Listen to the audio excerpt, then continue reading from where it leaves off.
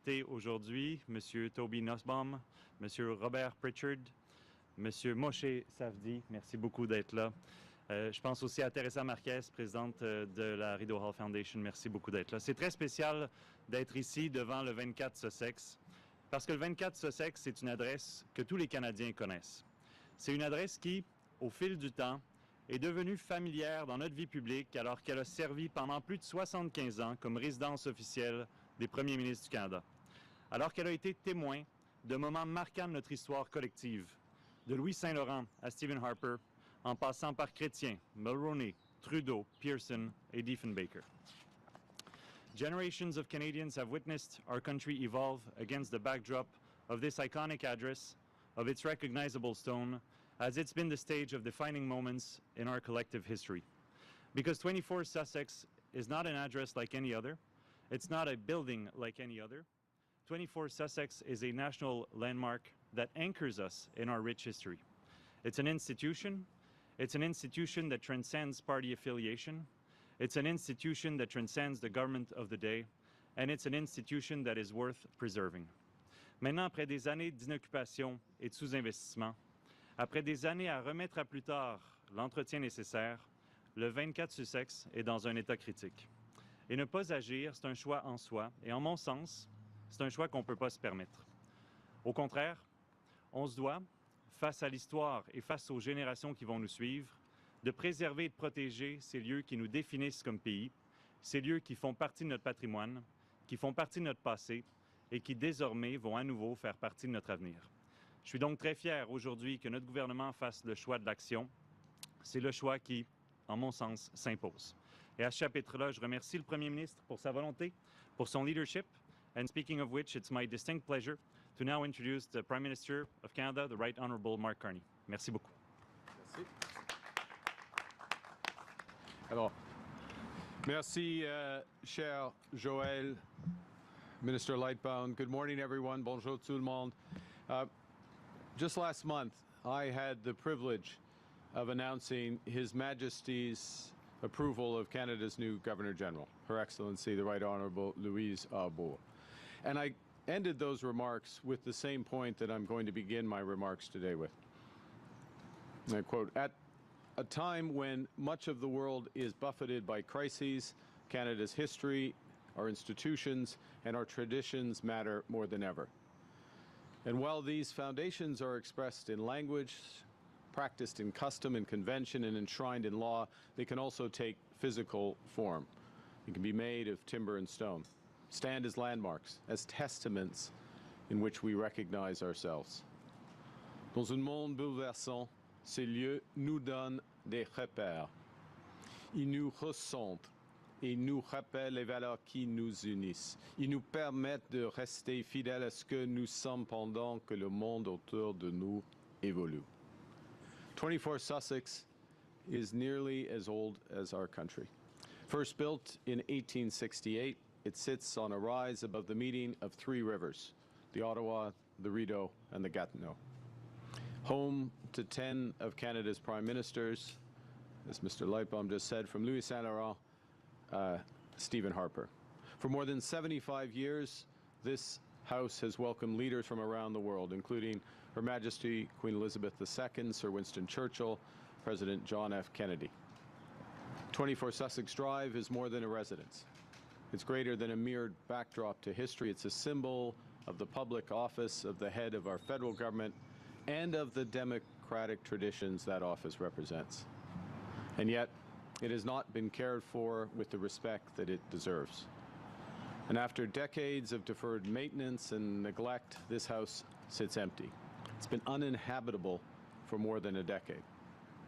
Now, for years, many have agreed that 24 Sussex should be saved, but it was left to language, and so the damage spread, and the repair costs climbed.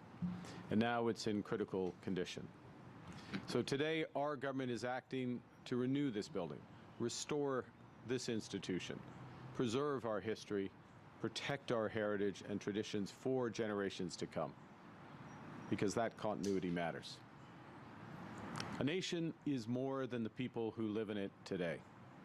It includes everyone who came before us and everyone who will come after. Our institutions are how we carry forward what we were given and how we pass that on, at least intact, ideally improved to those who follow. 24 Sussex Drive is one of these institutions, and we will not let it crumble. We will set it right. Today, we're launching a national design and build competition to restore 24 Sussex Drive, to become, once again, a secure, accessible, and sustainable official residence and a working venue for Canada's future prime ministers.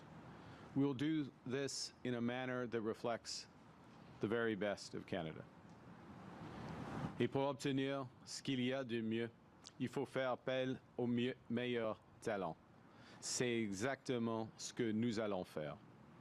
Le concours de conception-construction qui vise à rénover le 24 Sussex sera ouvert aux entreprises canadiennes pour que le savoir-faire, le talent et l'excellence du Canada soient au cœur même de ce projet. L'Institut royal d'architecture du Canada aidera à définir les du concours et réunira une jury indépendant composé de Canadiennes et de Canadiens d'exception, des chefs de file en architecture, en conservation du patrimoine, chefs de file en architecture, en conservation du patrimoine et en conception. Il sera présidé par Moshe Safdie, l'un des architectes les plus respectés au monde. Un grand merci à vous, monsieur. Celui qui a signé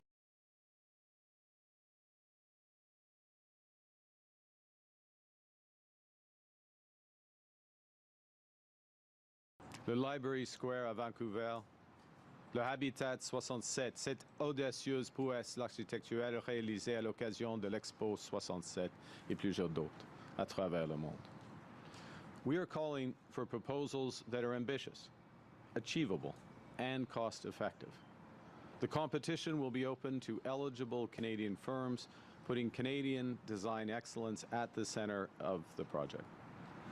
As I said, the Royal Architectural Institute of Canada, drawing on its expertise supporting major architectural competitions, will provide advice on the competition framework, establish an independent jury of distinguished Canadian experts in architecture, heritage conservation, and design. Chaired by Moshe Safdie, one of the world's most celebrated and accomplished architects, the jury will provide the key input to make the proposals and make their recommendation. To assess the proposals and to make their recommendation to Cabinet. The winning team will be responsible both for the design and the reconstruction of 24 Sussex, so they will need a credible, disciplined plan to see it through. A plan to bring the building to life on time, and to a standard worthy of the country that it serves. So we're turning to the country's most innovative architects, designers, and builders for solutions to find the most ambitious, exciting, and affordable solutions. The winning proposal will be announced by Canada Day next year.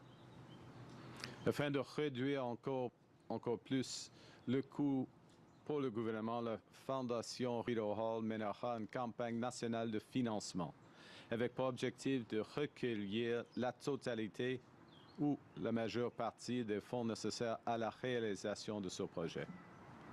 Cette initiative offrira aux Canadiennes et aux Canadiens et aux organisations philanthropiques de partout au pays l'occasion de contribuer directement au renouveau de lieux emblématiques qui appartiennent à chacun d'entre nous. I would like to express my personal and deep gratitude to Prime Ministers Stephen Harper and Jean Chrétien for advocating for the renovation of 24 Sussex as the residence of the Prime Minister. I would also like to thank Prime Ministers Joe Clark, Kim Campbell, Paul Martin, and Justin Trudeau, who, together with Mila Mulrooney, have expressed their support for this renovation. As with everything our government undertakes, it's not just about what we build, it's about how we build and why we build. 24 Sussex will be built by Canadians for Canadians. Nos institutions ne pas fortes et vivantes par elles-mêmes. Chaque génération doit faire le choix et les relever, de réparer ce qui a été négligé et de renforcer les fondations sur lesquelles les générations à venir vont s'appuyer. C'est le choix que nous faisons aujourd'hui. Et nous allons le faire à la canadienne, en misant sur le talent, le savoir-faire et l'excellence du Canada. Now, while 24 Sussex is a symbol of the office it serves, it must also be a home. And the women and men who will lead our country in the future will need a residence for their families. I may not look like it, but my kids are already grown. And I will never, in any event, live in 24 Sussex Drive. But future prime ministers will undoubtedly need to raise their children here as they lead our country. So we'll restore it so they may do so safely and securely. In the end, I and all public officials are stewards of the offices we hold. We don't own them. We serve them to serve Canadians. And we have a responsibility to leave things better than we found them. Notre responsabilité n'est pas seulement de respecter celles et ceux qui occuperont ces fonctions après nous. Nous avons aussi un devoir envers les Canadiens et Canadiennes, celui de préserver et de renforcer les institutions qui leur appartiennent. Let me close with this. Canadians rightly expect their leaders to take decisions where the benefits may only be realized long after they're in office. And this is the type of decision we're taking today, because good stewardship demands it. And because Canadians, the future of our institutions, all our institutions, depends on us leaving them better than we found them. We have to apply that principle comprehensively, not selectively. Thank you very much, and I look forward to your questions. Nous allons commencer la conférence de presse. We will now begin with questions. We'll do one question. Excellent. Bonjour, madame. Yasmine Lédy, Radio-Canada. Est-ce que vous avez choisi ce modèle de financement parce que l'État canadien n'avait pas les moyens de pleinement financer la rénovation du 24 Sussex? Et comment est-ce que vous allez garantir que ce processus va être à l'abri d'influences indues et que des particuliers ou des organismes ne vont pas faire des dons pour obtenir quelque chose en retour? OK. Merci pour vos questions. Tout d'abord, le Canada, le bilan du Canada est fort. OK, c'est d'être absolument clair. Nous sommes un pays de AAA, le crédit le plus solide du monde. Nous avons des moyens, mais c'est une question des choix du gouvernement. Comment on utilise les moyens? On utilise les moyens pour l'infrastructure de communauté, pour le logement abordable, afin de bâtir un pays plus fort, plus résilient, plus indépendant, tout cela. De donner un coup de pouce pour les Canadiens et un pont vers le meilleur avenir. Alors, il y a l'occasion, grâce à Fondation Rideau, grâce aux efforts des anciens premiers ministres, grâce à des initiatives de plusieurs Canadiens, il y a l'occasion de réduire les coûts, peut-être la majeure ou peut-être en totalité le coût de la rénovation. Et on va prendre cette occasion avec le processus de Fondation Rideau et en même temps, on utilise une concurrence design-build, conception-construction, afin de rendre une discipline dans le processus. Parce que c'est facile d'être... c'est pas facile, je m'excuse, monsieur Safdie, c'est pas facile d'être un architecte, mais on peut designer une maison incroyable, mais il faut avoir un budget et il faut avoir la responsabilité de construire cette conception. Point final. Parce que vous avez soulevé les questions d'influence et tout cela. Et ça, c'est un aspect de génie de ce processus. Parce que c'est la Fondation Rideau qui va être responsable pour le processus d'enlever, d'atteindre des fonds philanthropiques, des fonds des individus, des Canadiens. Mais la Fondation Rideau n'aura aucune influence sur les décisions du conseil présidé par M. Safdie. Parce qu'ils seront des experts qui vont décider, faire des décisions. Alors, c'est un des grands avantages de ce processus. Merci. Une question, next question. Bonjour, M. Carney. Bonjour, Madame. Bureau Radio-Canada. Sur un autre sujet, cette année aux États-Unis, il y a des milliers de migrants qui ont été arrêtés par des agents masqués de l'ICE, détenus dans des conditions qualifiées d'inacceptables par de nombreux experts. Certains demandeurs d'asile expulsés vers des pays autres que leur pays d'origine. Compte tenu de ces pratiques, j'aimerais savoir si vous considérez toujours les États-Unis comme un pays sûr pour les demandeurs d'asile. Oui, merci pour votre question. Tout d'abord, nous sommes responsables pour les conditions ici des demandeurs d'asile, tous les citoyens, tous les visiteurs du Canada. Et nous respectons nos engagements. C'est des valeurs fondamentales du Canada. En ce qui concerne nos arrangements avec les États-Unis, oui, on continue d'avoir cette relation avec les États-Unis. Ils ne sont pas parfaits, mais on garde cet arrangement. Merci. Prochaine question, next question. David Aiken, Global David. News. Good morning, Prime Morning. Minister. Just a little bit double-barreled here. Just wondered your impressions. I'm certain you've been inside here meeting with Prime Ministers Harper or Chrétien at some time over the years. So just your impressions. But also, the design team is going to have to work with, I assume, a budget envelope. So I wonder if you could talk about what do you expect the bill to be, or you'll ask the design team to work in, and what does it say that a G7 country like Canada, in developing its own patrimony, is too cheap to pay the full bill, that you got to pass the cap to pay for renovations of a place like this. So what's it going to cost, and why are we going to pay for the thing? Well, a couple of things. So that was a triple barrel, if I could count. The first one, I've only been inside once when it was functioning with Prime Minister Martin. And I met Prime Minister Harper in his office, one of his offices.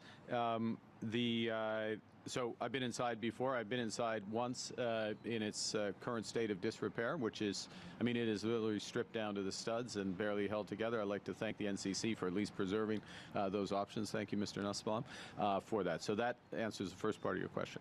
What does it say? Look, one of the things that has struck me over the course of the last and responsibility of a number of Canadians that this is their house. It's occupied temporarily by whoever is Prime Minister, but it's their house. It's a symbol of the nation, and they want to contribute. And this is a common theme across the country in recent years. Certainly, the time I've been Prime Minister, is Canadians want to participate in various ways.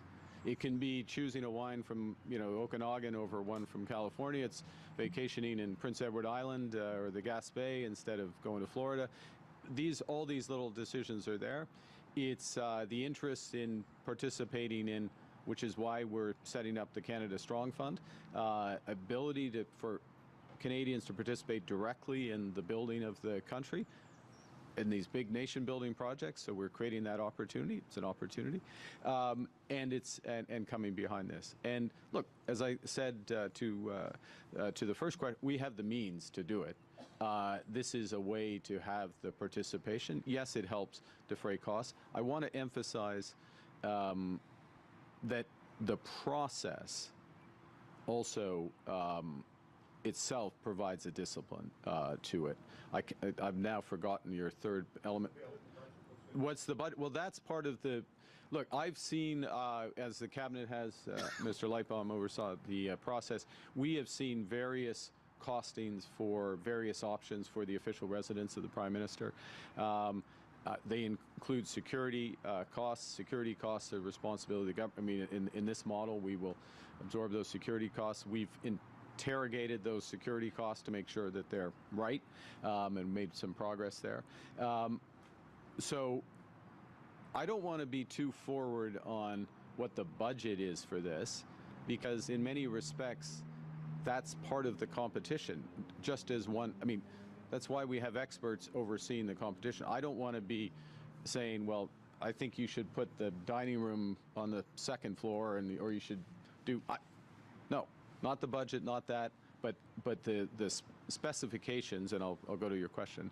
The specifications of the competition will be set out by the Royal Architectural Institute of Canada. The jury will set them out. They'll come out in due course. Experts will come, but those specifications will include heritage, effectiveness. It needs to be effective, residence as well as a working location, sustainability, value for money, and of course a heavy Canadian component. Those are my words. They'll come up with better versions of those and those weightings. That will all be in the public domain. And we have absolutely extraordinary architects, construction firms in this country. It's going to be a fantastic competition. We'll see what they come up with. We don't actually know, and that's what's exciting. Question, Keston, next question. Good morning, Prime Minister. Ashley Burke, CBC News. You're going to be crowdfunding to restore one of the most famous addresses in the country. What conversations did you have about what could go wrong? I'm thinking possible foreign influence, perceptions that wealthy donors could be currying favors to the government, and how specifically do you plan to address that? Will you make the list of donors public? Will you put limits? Yeah, great. Thank you for the question. First, let me go through a few. The list of donors will be public.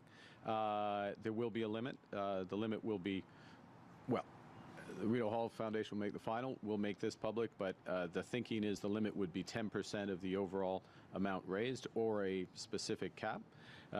Individuals and philanthropic organizations, no corporate donations.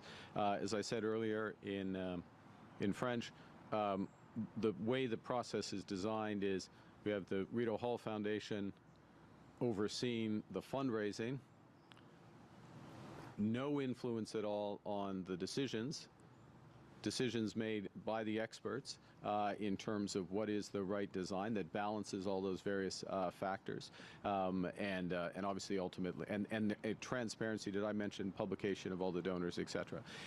So that's the process. I want to thank as well.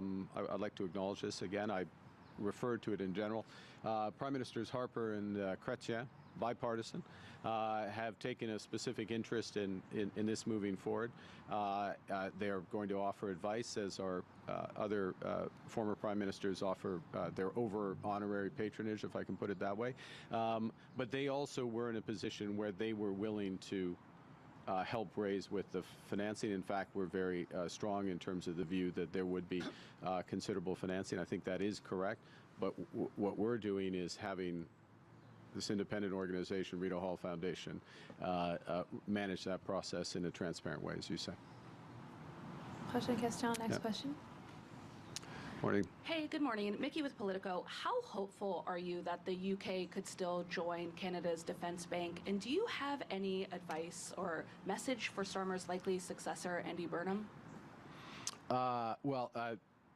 First, on the first question, there is a critical mass of countries that intend to join the Defence Resilient Bank, which is Canada is one of them, and we will be the headquarters. Luxembourg is the European headquarters.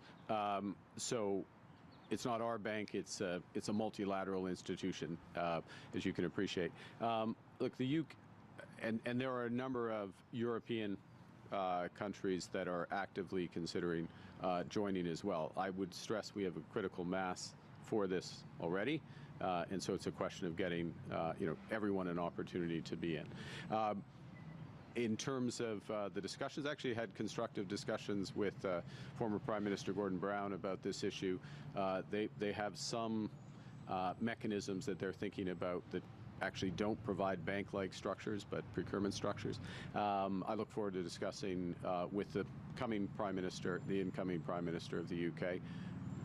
I won't prejudge that outcome, although I'm sure Politico has already called it. Thank you. Question, Keston, next question. Ian Daly from the Globe and Oh, Mail. hi, Ian. Hi there. A lot of questions have been asked, but what did you think of former Governor General Mary Simon's view that the Prime Minister should not live on the grounds of Rideau Hall, that was inappropriate? And also, how is Rideau Cottage working out for you as a resident, given that obviously the goal is to get back to this residence? Well, I thank Her Excellency for her service. I would take that comment as an observation consistent with what we're doing today, which is that there is an official residence of the Prime Minister and respecting the institution and building it. I'll just refer back to my comments here, which is the motivation for what we're doing. How is Rideau Cottage? Look, it works as a place to live, and I'm grateful for the RCMP and the security that's provided. It isn't the official residence of the Prime Minister, and I feel the responsibility shared by Minister Lightbound and the Cabinet to fulfill our core role as government is to improve the country, leave it better than we found it in all respects, and this is one respect in order to do it. So Rideau Cottage is not the long-term solution.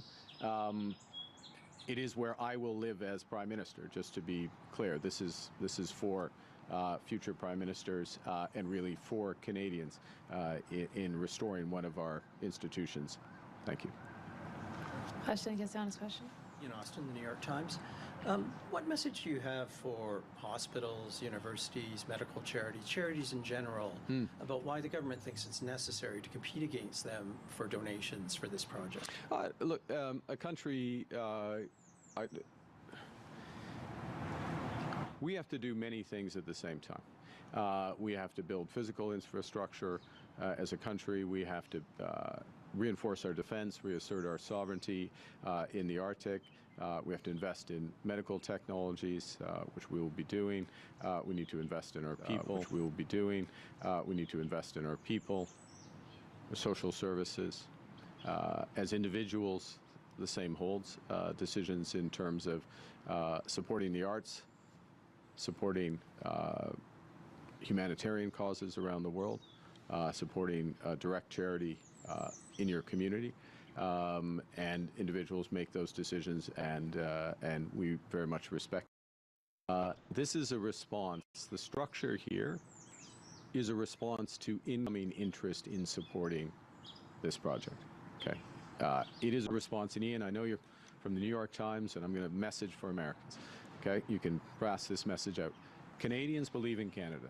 Canadians are getting behind this country. Canadians are making decisions with where they travel, where they purchase, who they support, the institutions they support. They're coming together and supporting our country. And we are building this home of the Prime Minister of a G7 country for centuries. That's what we're doing today. Question, next question. Abigail Beeman, CTV News. Hi, Prime Minister. There are a lot of people listening to you who work in industries that are hard hit by American tariffs, and I'm wondering what you would say to them about why you didn't raise CUSMA with the President when you spoke to him and when you plan to.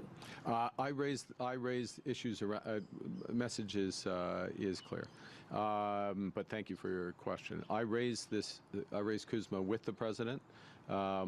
I have multiple interactions with the President. The discussion I had with the President, which he initiated 2 days ago, was with the security, included the security and senior military personnel of the U.S. It was very specific discussion around security issues and then geostrategic issues that related to those security issues. There's a time and a place for that discussion.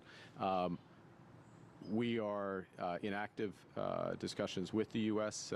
Minister LeBlanc will be meeting in a tripartite meeting on July 1st with Ambassador Greer and Secretary Ebrard of Mexico.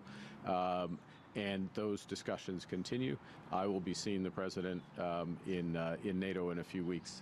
So, look, we are fighting for those industries, but the other core message, apart from the direct support that we're giving to the industry, helping them to reposition for any eventuality, is that what we're not going to do is to accept a deal that damages those industries. Right? There are, as I said yesterday, there are bad deals that have been on the table for those industries for months, and we're fighting for those industries, not accepting what comes in. Last question, dernière question.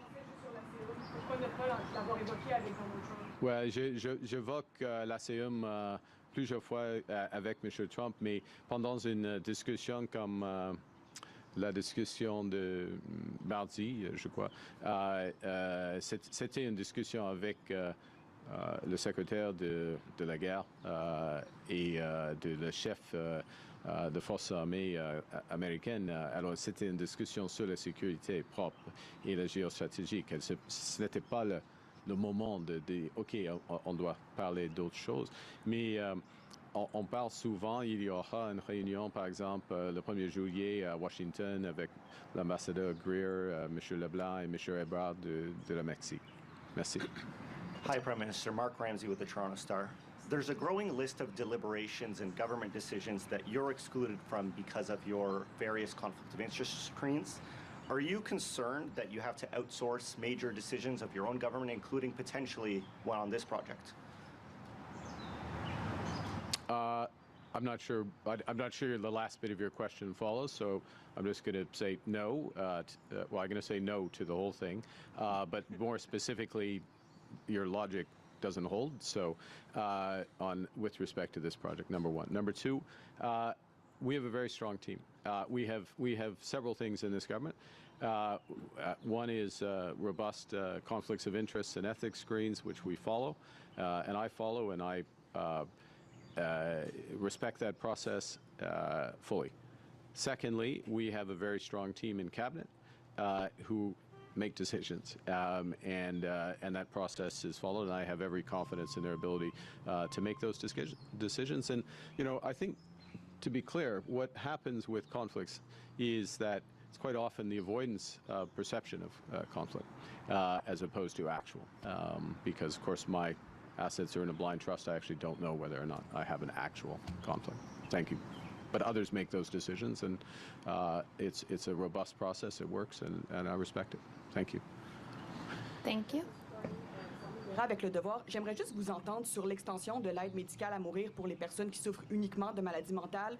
Le comité parlementaire a déposé son rapport la semaine passée. Oui. Il s'y oppose. Je comprends qu'il y a peut-être d'autres évaluations à faire, mais j'aimerais vous entendre, vous, personnellement, qu'est-ce que vous pensez? Est-ce que vous êtes à l'aise à l'élargir?